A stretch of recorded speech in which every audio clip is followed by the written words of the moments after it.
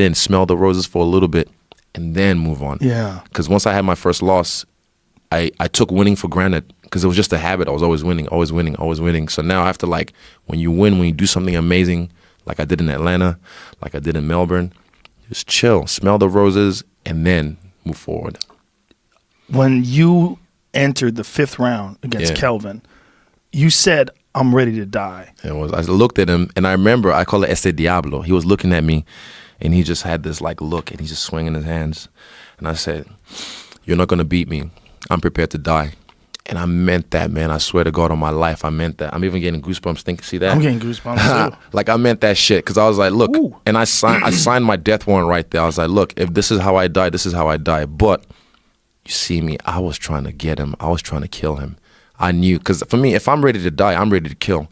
You have to be willing to give something up as well. So in that 5th round, when I was throwing those shots, I think I dropped him like 4 times or something crazy. Like, even the last one, like, went from heaven and hit him. I wished I didn't, like, follow and, like, roll over on him because I probably could have got him out with, like, 2 seconds left. But I was trying to get him out of there, man. And it's sad to say, but I was ready. If he had taken it to me and if he had done that to me and I didn't wake up, so be it.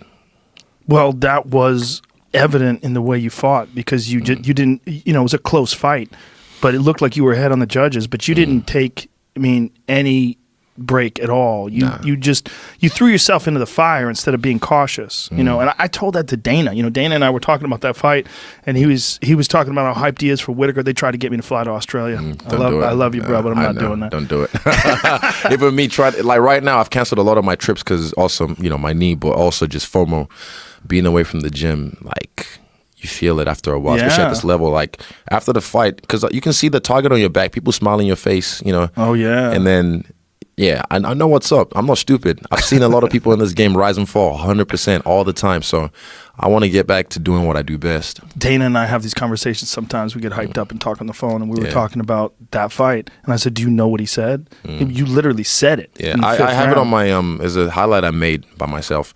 And then I had it in the captions, and I was like, you're going to beat me. I'm ready to die. I'm prepared to die. I said it to Dana. That's some movie type shit, man. That is movie type shit, especially when you win. Yeah, 100%. And Dana just went, holy shit. Yeah. I said, dude, watch it. Just watch it again. He's saying it. I mouthed it. Yeah. Yeah.